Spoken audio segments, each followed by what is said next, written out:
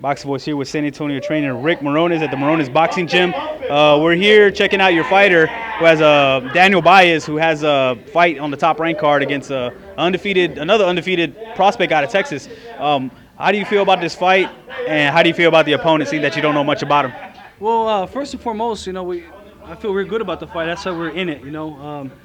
I studied him, got to get a little film from him, and it's a good fight. He's a good fighter. It's going to be a real competitive fight, and that's what I train my fighters for. Daniel's 5-0. He's 4-0.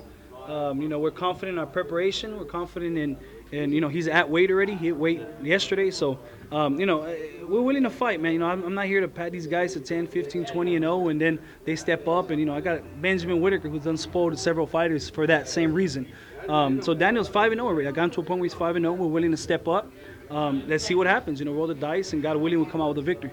Yeah, and you're also a promoter here in the local area with the Grassroots Promoting, and you had Daniel on your last card, and he seems to be a dark horse in San Antonio, where he could be one of those guys that kind of comes up under the radar and kind of take the local boxing by storm.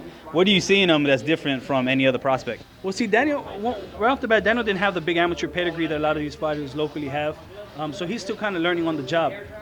The great thing about Daniel, he's very disciplined, very energetic, and very excited to come in the gym every day to keep learning and getting better.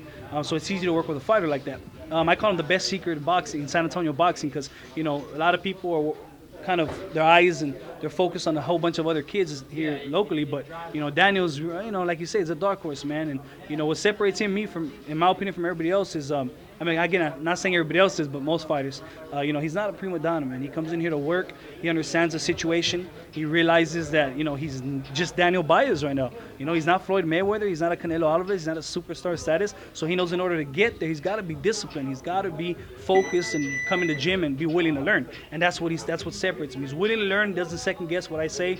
Even with this fight and all his other fights, like all my other fighters, when I put him in a fight, they never even ask him who they're fighting.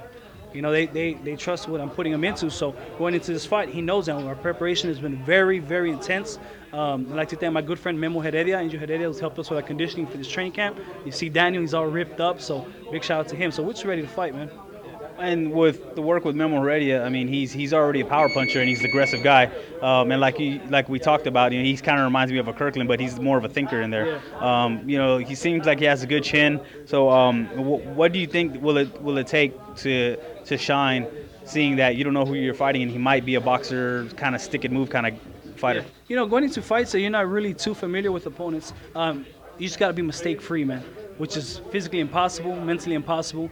But we got to do the best we can to make no mistakes. Everything's got to be perfect, from cutting off the ring to working off the jab, the feints, head movement, catching shots on the inside. Everything's just got to be perfect, man. It's got to be one round at a time. We got to win each round. And at the end of the bell, hopefully we got our hand raised. Okay, last question on Daniel.